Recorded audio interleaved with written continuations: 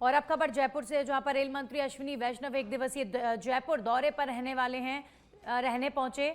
वे दिल्ली से special train द्वारा रवाना होकर सीधा खातीपुरा स्टेशन पहुंचे हैं, जहां पर उनका जमकर स्वागत हुआ है। अश्विनी वैष्णव जयपुर दौरे पर रहे मंत्री वैष्णव ने जगतपुरा में आयोजित लघु उद्योग भारती के राष्ट्रीय अधिवेशन में शिरकत की है। लघु एवं मध्यम उद्यमियों को प्रोत्साहन देने संबंधी योजनाओं और रेल मंत्रालय की पहल पर चर्चा की गई है।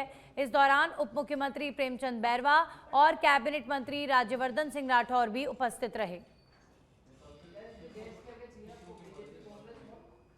इलेक्ट्रॉनिक और सूचना प्रौद्योगिकी के क्षेत्र में अभूतपूर्व काम किए जा रहे हैं। वहीं राजस्थान में माननीय मुख्यमंत्री श्री भजनलाल शर्मा जी के नेतृत्व में युवाओं को कौशल आधारित, नवाचार केंद्रित और भविष्योन्मुखी शिक्षा देने के लिए बहुत ही शानदार काम कर रही है। हमारा लक्ष्य केवल डिग्री देना नहीं, बल्कि दक्षता और नवाचार को बढ़ावा देना है। हम चाहते हैं कि राजस्थान का युवा सिर्फ नौकरी खोजने वाला न हो, बल्कि नौकरी देने वाला बने। स्टार्टअप और इकोसिस्टम में प्रतिस्पर्धा का एक हिस्सा नहीं, बल्कि लीडर बने।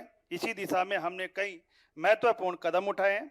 प्रदेश के प्रमुख तकनीकी संस्थानों में एआई और 3D प्रिंटिंग जैसे फ्यूचर ओरिएंटेड कोर्सेज भी शुरू किए हैं और राज्य भर में अत्याधुनिक प्रशिक्षण केंद्र। वहीं इटावा से खबर है, जहां पर कोटा जिला संयुक्त उपनिदेशक अतीश कुमार शर्मा ने इटावा पंचायत समिति सभागार में इटावा ब्लॉक के खाद विक्रेताओं की बैठक ली है। बैठक में उन्होंने कहा कि किसानों को खाद पर्याप्त मात्रा में उपलब्ध होगा। हर किसान को खाद मिलेगा, कोई किल्लत नहीं है। समय के साथ उपलब्धता सुनिश्चित रूप से होगी। के हिसाब से अगर देखेंगे तो इस साल क्योंकि अच्छी बरसात हुई है, लगभग 1286 mm बरसात हो चुकी है और लगभग 2,75,000 रकबे में जो बुआई होनी है। उर्वरकों की उपलब्धता के हिसाब से देखें सर, आज की तारीख में हमारे पास में करीब 11,300 मैट्रिक टन तो यूरिया उपलब्ध है और हमारे पास में करीब 5,300 मैट्रिक टन DAP उपलब्ध है। ये साथ साथ में जो वैकल्पिक फर्टिलाइजर है करीब 12,500 सिंगल सुपर फॉस्फेट उपलब्ध है। आगामी समय में यानी इसी महीने में हमारे पास 3 रैक DAP की आने वाली है।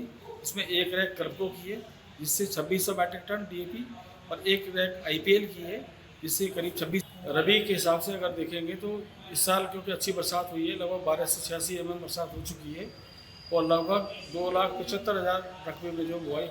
वहीं प्रतापगढ़ के अरनोद से खबर है, जहां पर सफाई कर्मियों की चल रही हड़ताल खत्म हुई। 4 दिनों से चल रहा धरना प्रदर्शन समाप्त हुआ।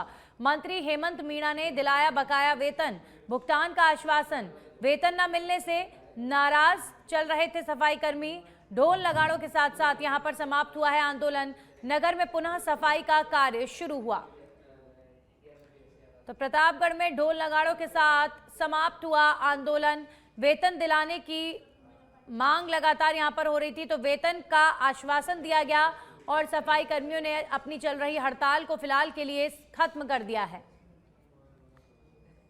धरने को देखते हुए सफाई व्यवस्था सुचारू रूप से चालू करवाई है, इसलिए प्रशासन को भी धन्यवाद देते हैं। किसी भी प्रकार से इस धरने में कोई राजनीति नहीं थी, क्योंकि नगर के सभी लोगों ने प्रत्यक्ष अप्रत्यक्ष रूप से धरने का सहयोग किया है। और अब खबर कपासन से है, जहां पर सिंहपुर में छाछ बिलोनी मशीन से करंट लगने से महिला की मौत। परिजन महिला को कपासन अस्पताल लेकर पहुंचे। मेडिकल बोर्ड से पोस्टमार्टम के बाद परिजनों को सौंपा गया शव।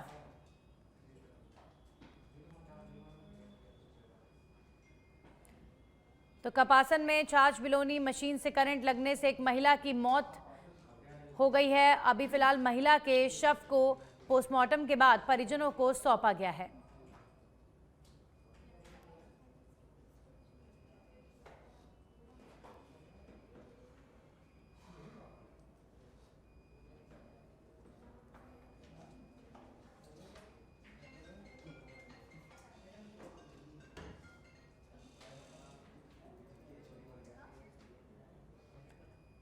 तो अभी फिलहाल परिजन महिला को कपासन अस्पताल जब लेकर पहुंचे थे, तब तक महिला की मृत्यु हो चुकी थी। अभी फिलहाल महिला का पोस्टमार्टम करवाकर शव परिजनों को सौंपा गया है।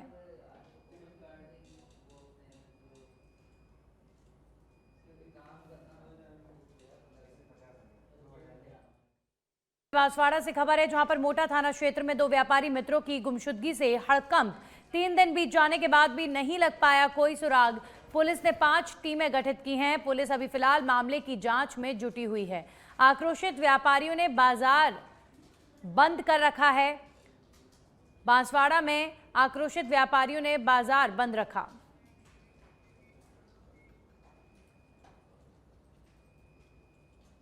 और अब खबर भरतपुर से है, जहां पर जिला कलेक्टर कमर चौधरी ने रूपवास उप जिला चिकित्सालय का आकस्मिक निरीक्षण कर व्यवस्थाओं का जायजा लिया है।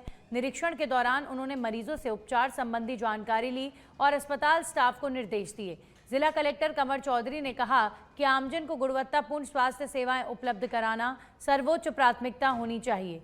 राजकीय उच्च माध्यमिक विद्यालय पहुंचे, जहां पर उन्होंने कक्षाओं में जाकर विद्यार्थियों के शैक्षणिक स्तर की जांच की है। प्राइमरी स्कूल में मिड डे मील योजना का भी निरीक्षण किया और भोजन की गुणवत्ता और व्यवस्था पर संतोष व्यक्त किया। वहीं कोटपुतली के बानसूर से खबर है, जहां पर रामपुर कस्बे में रोडवेज बस चालक और कंडक्टर से मारपीट और फिर एक रेडीमेड दुकान में तोड़फोड़ की घटना से हड़कंप मच गया।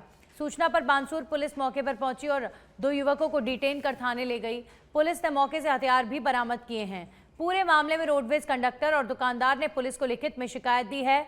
फिलहाल पुलिस मामले की जांच में जुटी हुई है।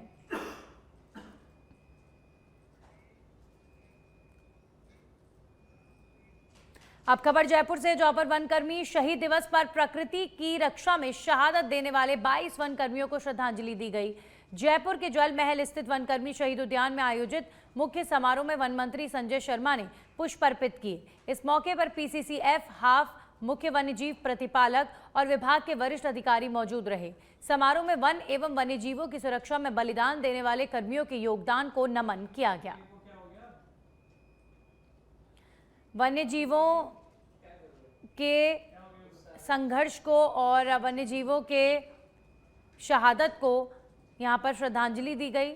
जयपुर जल महल के पास ये कार्यक्रम आयोजित हुआ। वनकर्मी शहीद उद्यान में ये कार्यक्रम आयोजित हुआ है। वन मंत्री संजय शर्मा ने इस कार्यक्रम में शिरकत की है।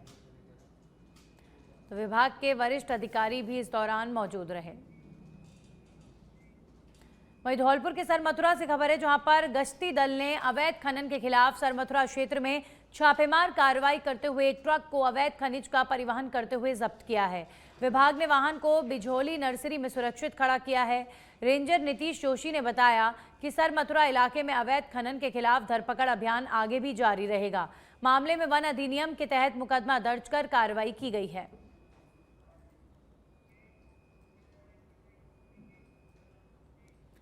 वहीं जमवा रामगढ़ से खबर है, जहां पर जान जोखिम में डालकर स्कूल जाने को मजबूर नन्हे छात्र। आम रास्ते में भरा घोरेट बांध का ओवरफ्लो पानी। जोगियों की धानी घोरेट के आम रास्ते में 3 से 4 फीट भरा पानी पार करने को मजबूर हैं।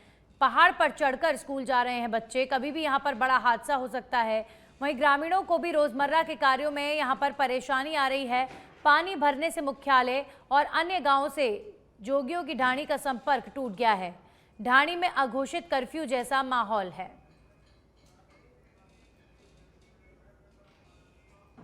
चित्तौड़गढ़ से खबर है, जहां पर एंटी गैंगस्टर टास्क फोर्स ने प्रतापगढ़ में स्थानीय पुलिस और डीएसटी के साथ मादक पदार्थ तस्करी के मामले में एक बड़ी कार्रवाई को अंजाम दिया है। संयुक्त टीम ने एमडी ड्रग्स फैक्ट्री का खुलासा करते हुए 17.4 किलो एमडी ड्रग्स के पाउडर के अलावा 70 किलो से अधिक केमिकल को पकड़ा है। वहीं इस मामले में 25,000 रुपए के मोस्ट वांटेड तस्कर को भी गिरफ्तार किया गया है। गिरफ्तार आरोपी से एजीटीएफ पूछताछ में जुटी हुई है।